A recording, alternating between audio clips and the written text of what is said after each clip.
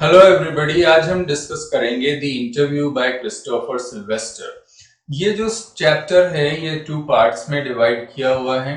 पहला पार्ट एक तरह से इंटरव्यू की थियरी है, ये क्या है, लोग क्या कहते हैं, लोगों की ओपिनियंस। और जो सेकंड पार्ट है वो इसका प्रैक्टिकल है, यानी कि अम्बर्टो इको जो प्रोफेसर कम राइटर हैं उनका मुकुंद पद्मनाभन ने जो इंटरव्यू लिया है वो यहाँ पर हमें दिया हुआ है। तो लेट्स सी कि कैसे फर्स्ट पार्ट में क्या दिया है और सेकंड पार्ट में क्या दिया है। तो राइटर का कहना है कि जब से इंटरव्यू शुरू हुआ या इन्वेंशन हुआ ओवर 130 इयर्स और सो, मतलब 130 साल से ज्यादा हो चुके हैं, और हम इसमें कुछ और ऐड कर सकते हैं क्योंकि ये लिखे हुए भी काफी टाइम हो चुका है। तो तब से लेकर अब तक इंटरव्यू जर्नलिज्म का एक बिल्कुल एक कॉमन थिंग बन चुका है, एक साधारण सा अब चीज होकर के रह गई है एक। और मतलब जो भी थोड़ा बहुत पढ़ा लिखा है उस व्यक्ति ने अपनी लाइफ में कभी न कभी तो इंटरव्यू पढ़ा ही होगा। और हर साल सेलिब्रिटीज का इंटरव्यू किया जाता है, कुछ लोगों का रिपीटेडली यानी बार बार किया जाता है। तो इसलिए इंटरव्यू के जो फंक्शन है, उसकी जो मेथड है, उसकी जो मेरिट है, उसके बारे में लोगों की ओपिनियंस वेरी करती है। सबका अपना अपना ओपिनियन है कि इंटरव्यू के फंक्शन क्या होने चाहिए, क्या होते हैं, मेरिट्स और मेथड्स क्या होते हैं। तो लोगों की ओपिनियन वेरी करती है। कुछ लोगों के लिए कुछ लोग बड़े एक्स्ट्रावेगेंट क्लेम करते हैं, बड़े बड़े दावे करते हैं कि इंटरव्यू जो है वो सोर्स ऑफ ट्रुथ होता है। कुछ लोगों का कहना है कि इंटरव्यू जो है वो एक तरह से एक आर्ट है, क्योंकि कई बार हम देखते हैं कि इंटरव्यू में इंटरव्यूअर बड़ी चालाकी से राज निकलवा लेता है या कई सारी बातें वो पता कर लेता है। तो ये इंटरव्यूअर की एक खासियत होती है।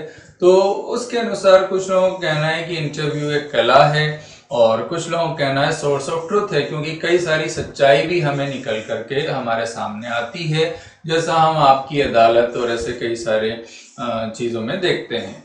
और जो सेलिब्रिटीज होते हैं वो अपने आप को इसका विक्टिम मानते हैं, क्योंकि ये एक तरह से अनवारंटेड इंट्रूजन की तरह, यानी अनजस्टिफाइबल इंट्रूजन, घुसपैठ की तरह होता है उनकी पर्सनल लाइफ में। रीजन ये है कि जो भी इंटरव्यूअर होते हैं वो एक्चुअल में इन सेलिब्रिटीज की पर्सनल लाइफ के बारे में जानने की कोशिश करते हैं, और इस तरह से उनको ये फील होता है कि एक तरह से जैसे वो कुछ खो रहे हैं। एक इंटरव्यू जो है उनको डिमिनिश कर रहा है, उनको एक तरह से उनकी ग्रेस को, उनकी ग्लोरी को कम कर रहा है, ऐसा उन्हें लगता है। क्वाइट नेचुरल है। जो इंटरव्यूअर होते हैं वो उनके पर्सनल लाइफ में अगर एंटर करने की कोशिश करेंगे तो डेफिनेटली कोई भी हो उसे बुरा लगेगा। जैसे हम देखते हैं सलमान खान की बात आती है तो फिर बात घूम फिर करके शादी पर आ जाती है, या कोई यंग हीरो हीरोइन है, एक्टर एक्ट्रेसेस हैं, तो उनके कुछ रिलेशन के बारे में बातें आ जाती हैं। तो इस तरह की चीजें हमें देखने को सुनने को मिलती है, और इंटरव्यूअर कोशिश करते हैं जानबूझ करके कि वो ऐसा कुछ वो पूछे या ऐसा कुछ वो मैटर लेकर के आए। तो बिल्कुल वैसे ही जैसे प्रिमिटिव कल्चर में, कुछ प्रिमिटिव कल्चर में ऐसा मानना है कि जो अगर किसी ने आपका फोटोग्राफिक पोर्ट्रेट ले लिया तो एक तरह से आपकी आत्मा चुरा ली। तो सेलिब्रिटीज कुछ ऐसा ही फील करते हैं कि जैसे उनसे उनकी आत्मा चुराई जा रही हो। और ऐसे ही वीएस नायपॉल जो कि नोबेल लॉरिएट हैं, ग्रेट राइटर हैं, आपने सुना होगा। तो वीएस नायपॉल का मानना है कि इंटरव्यू जो है वो एक्चुअल में हर्ट करते हैं, और एक तरह से इंटरव्यू क्या करते हैं, वो आपसे आपका एक पार्ट जैसे ले लेते हैं। They make you feel something like that, वो कुछ आपने लूज कर दिया हो, ऐसा एक फीलिंग इंटरव्यू के बाद में होता है। इसी तरह से जो लुइस कैरोल हैं, एलिस इन वंडरलैंड जिन्होंने लिखा, तो लुइस कैरोल जो है उनको इंटरव्यू से बहुत डर लगता था, और वो उनको डर था किस बात का, बीइंग लायनाइज्ड, यानी फेमस होने का डर कि वो फेमस हो जाएंगे। और इसलिए वो क्या करते थे, जो अपने अक्वेंटेंसेस या रिलेटिव्स या जो persistent petitioners of for autograph, उनके ऑटोग्राफ लेने वाले होते हैं, उनको वो क्या करते थे, उनको बेफूल करते थे, यानी कि उनको छकाते थे, उनको भगा देते थे, और बाद में काफी सेटिस्फेक्शन के साथ वो कहानियां सुनाया करते थे। तो उनको बड़ा मजा आता था कि कैसे मैंने उनको छकाया या पागल बनाया। इसी तरह से रुडयार्ड किपलिंग जो है, उनकी वाइफ बता रही है, एक बार अक्टूबर की बात है, बोस्टन से 2 रिपोर्टर आए और उन दोनों ने, उन रिपोर्टर्स ने इनका पूरा दिन खराब कर दिया। और किपलिंग ने उनसे कहा कि तुम्हें पता है मैं क्यों इंटरव्यू नहीं देता, मैं क्यों मना करता हूँ? क्योंकि इंटरव्यू जो है वो एक तरह से एक क्राइम है। उनका ये कहना था बिल्कुल उसी तरह का क्राइम है जैसे कोई मुझ पर अटैक कर दे या असॉल्ट कर दे, तो बिल्कुल इंटरव्यू भी उसी तरह का क्राइम है और उसी तरह का पनिशमेंट एक इंटरव्यूअर को मिलना चाहिए। तो उनका ये कहना था कि ये बिल्कुल बुरा है, ये बिल्कुल कावर्डली है, कायरतापूर्ण है, न तो किसी को इंटरव्यू, रिस्पेक्टेबल पर्सन को न तो इंटरव्यू देना चाहिए न लेना चाहिए। तो ऐसा कुछ उन्होंने इंटरव्यू के बारे में कहा और इतनी सारी बातें करने के बाद एक दिन क्या, उन्होंने खुद मार्क ट्वेन का इंटरव्यू लिया। तो मतलब ऐसा सब कहने के बाद खुद जाकर के इंटरव्यू ले लिया। और एच.जी. वेल्स जो कि साइंस फिक्शन लिखते थे, तो इनका ये कहना, इन्होंने इंटरव्यू के लिए कहा कि एक ऑर्डील है, मतलब एक डिफिकल्ट एक्सपीरियंस की तरह है। और फिर इन्होंने जोसेफ स्टालिन का इंटरव्यू लिया, इन्होंने खुद ने। और ऐसे ही सॉल बेलो जो एक फ्रीक्वेंट इंटरव्यू थे, इन्होंने भी एक बार कहा कि ये इंटरव्यू जो है वो एक तरह से क्या है, थंबप्रिंट्स ऑन द विंड पाइप, यानी कि एक सफोकेटिव फीलिंग देते हैं। तो हालांकि कई डिसएडवांटेजेस हैं इंटरव्यू के, लेकिन फिर भी इससे हमें कई इंपॉर्टेंट बातें हमारे कंटेम्प्रेरीज के बारे में पता चलती है, जो हमारे कंटेम्प्रेरीज के बारे में जो विविड मेमोरीज होती हैं वो एक्चुअल में इंटरव्यू के थ्रू ही होती हैं। और डेनिस ब्रायन का तो कहना है कि काफी इंपॉर्टेंट बातें हमें पता लगती हैं जब एक इंटरव्यूअर जो है वो किसी से क्वेश्चंस पूछता है, तो उसके through almost everything of moment comes to us, reaches us. और इसी वजह से जो इंटरव्यूअर है उसकी पोजीशन एक अनप्रेसिडेंटेड इंपॉर्टेंस वाली होती है, यानी कि सुप्रीम इंपॉर्टेंस की पोजीशन उसकी होती है। ऐसा डेनिस ब्रायन का कहना था, क्योंकि इंटरव्यूअर कुछ भी पूछ सकता है और किसी भी तरह से वो इंटरव्यूई को घुमा सकता है, उसको ट्रैप में ले सकता है। तो इसलिए एक अनप्रेसिडेंटेड, अनपैरेलल्ड, अनराइवल्ड इंपॉर्टेंस उनका होता है। तो ऐसा डेनिस ब्रायन ने कहा। तो एक्चुअल में this is about the theory of interview. तो इंटरव्यू में अलग अलग लोगों की ओपिनियन, इन पर क्वेश्चंस पूछे जा सकते हैं कि लुइस कैरोल का व्यू, रुडयार्ड किपलिंग का व्यू, वी.एस. नायपॉल का व्यू, और कैसे ये ट्रुथ है और कैसे ये आर्ट है इंटरव्यू। तो इस तरह के क्वेश्चंस इस पर पूछे जा सकते हैं फर्स्ट पार्ट में।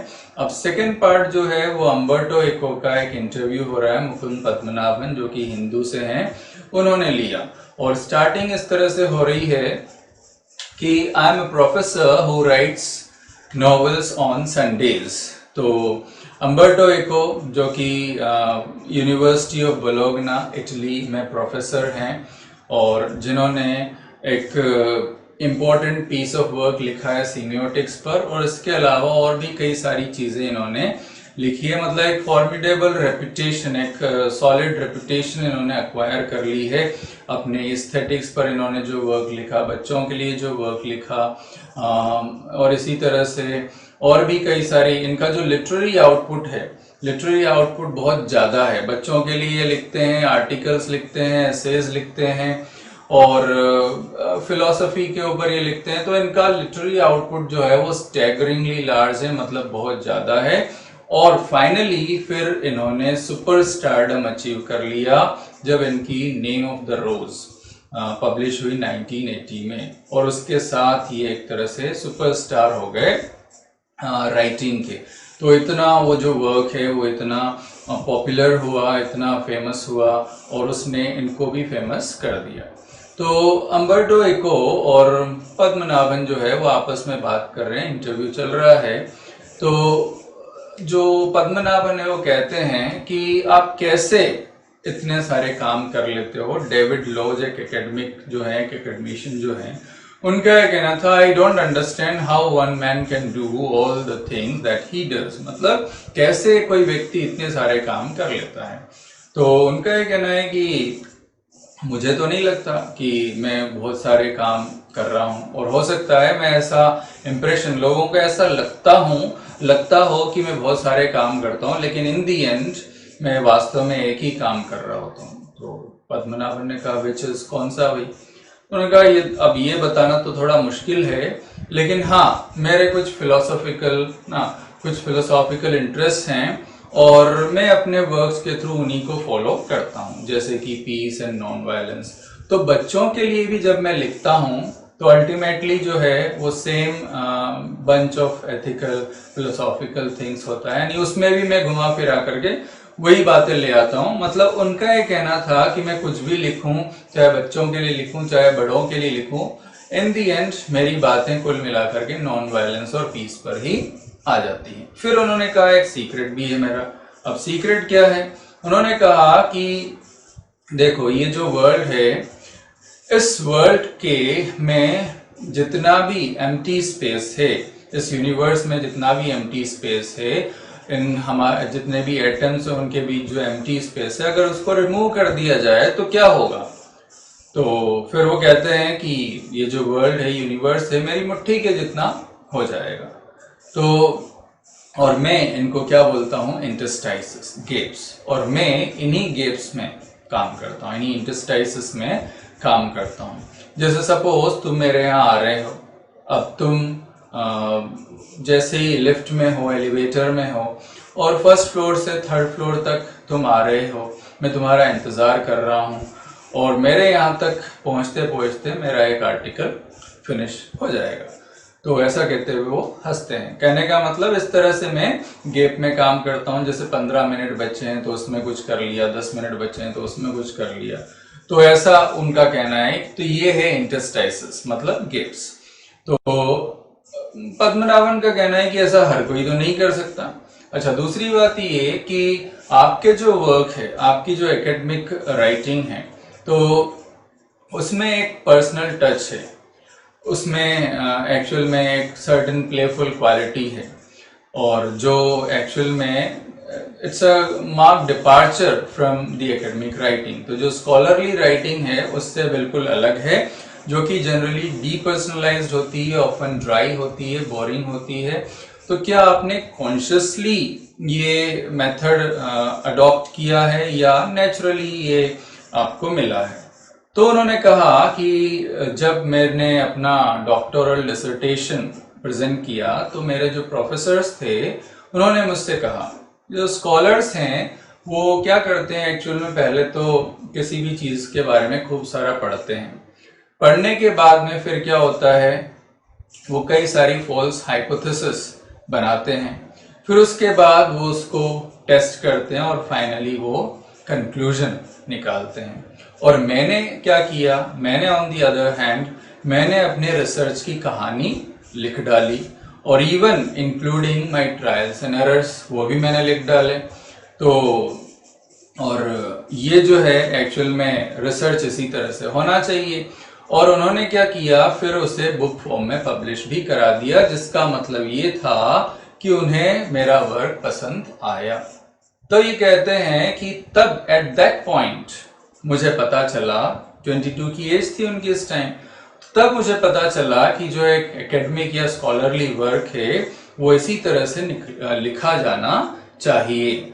यानी और यही रीजन है कि मेरे जो यानी किस तरह से नैरेटिव है मैं, और यही वजह है कि मेरे जितने भी एसेज हैं उनमें एक नैरेटिव क्वालिटी होती है। और शायद यही रीजन है कि मैंने जो अपने एसेज हैं या मैंने जो अपनी नॉवेल्स हैं वो काफी लेट शुरू किया, 50 की एज में। अब ये क्वेश्चन बनता है कि अम्बर्टो इको ने नॉवेल्स लिखना 50 की एज में क्यों शुरू किया? तो उसका जो सिंपल सा आंसर है, क्योंकि इनका स्टाइल क्या है, narrative style, subjective personal style, और उस स्टाइल में लिखने के लिए क्या जरूरी है, पर्सनल एक्सपीरियंस जरूरी है। तो अगर वो 22 की एज में नॉवल लिखते तो उन्हें शायद दुनिया का उतना एक्सपीरियंस वो उसमें इन्वॉल्व नहीं कर पाते जो उन्हें 50 की एज में आते आते हुआ। तो उन फर्स्ट हैंड एक्सपीरियंसेस को इन्वॉल्व करने के लिए उन्होंने लेट नॉवेल्स लिखना शुरू किया, ताकि वो जो लाइफ के एक्सपीरियंसेस हैं वो उसको उसी तरह से शेयर कर पाए, यानी अपनी कहानी कह पाए। तो दैट वाज द रीजन। और अपने एक फ्रेंड के बारे में वो बताते हैं, उनका ये कहना है कि मेरे एक फ्रेंड थे जिनका नाम है रोलैंड बार्देस, रोलैंड बार्देस ऐसा भी कहते हैं। तो वो हमेशा फ्रस्ट्रेटेड रहते थे। वो एक्चुअल में फ्रस्ट्रेशन इसलिए कि वो एक एसेइस्ट है, नॉट अ नॉवेलिस्ट। वो कुछ क्रिएटिव करना चाहते थे, लेकिन उससे पहले ही उनकी डेथ हो गई। लेकिन मैंने कभी ऐसा कोई फ्रस्ट्रेशन फील नहीं किया। बहुत ग्रेट राइटर हैं बार्देस, और इनके कई सारे वर्क्स हैं जो आज भी जिन पर रिसर्च की जाती है, पढ़ा जाता है। तो लेकिन बड़ा कॉम्प्लेक्स वो लिखते थे। तो इन्होंने कहा कि मैंने कभी ऐसा कुछ फील नहीं किया, और इवन मैंने जो नॉवेल्स हैं वो तो बाय चांस, बाय एक्सीडेंट मैंने लिखना शुरू किया। एक संडे मेरे पास करने को कुछ नहीं था, और इस तरह से मैंने नॉवेल्स लिखना शुरू किया। तो इस बात पर मुकुंद पद्मनाभन एक और क्वेश्चन पूछते हैं कि which brings me to my next question, कि आपने जो है केवल 5, मतलब आप एकेडमिक थे, एकेडमिक से आप स्पेक्टेकुलरली फेमस नॉवेलिस्ट बन गए, आपने 5 नॉवेल्स लिखे हैं, और एकेडमिक वर्क जो है वो ओवर 20, तो उन्होंने कहा 20 नहीं भी ओवर 40।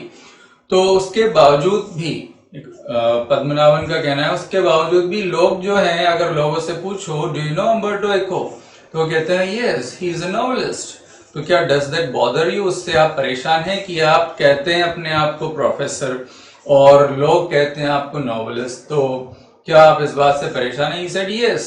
वो कहते हैं कि मैं एक प्रोफेसर हूं जो संडे को नॉवेल्स लिखता हूं।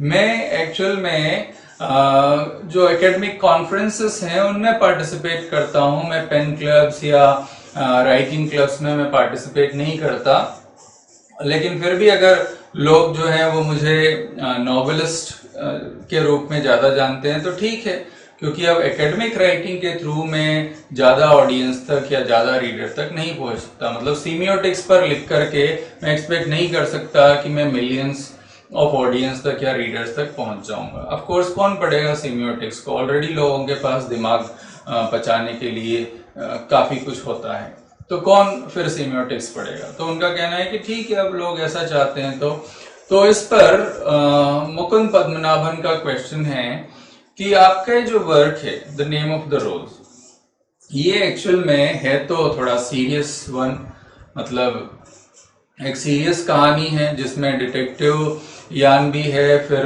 मेडिवल हिस्ट्री भी है, फिर थियोलॉजी भी है, मतलब ये सबका एक ब्लेंड है, और फिर भी it enjoyed a huge mass audience. भाई इसका रीजन क्या है? तो इससे क्या आप बिल्कुल पजल हुए?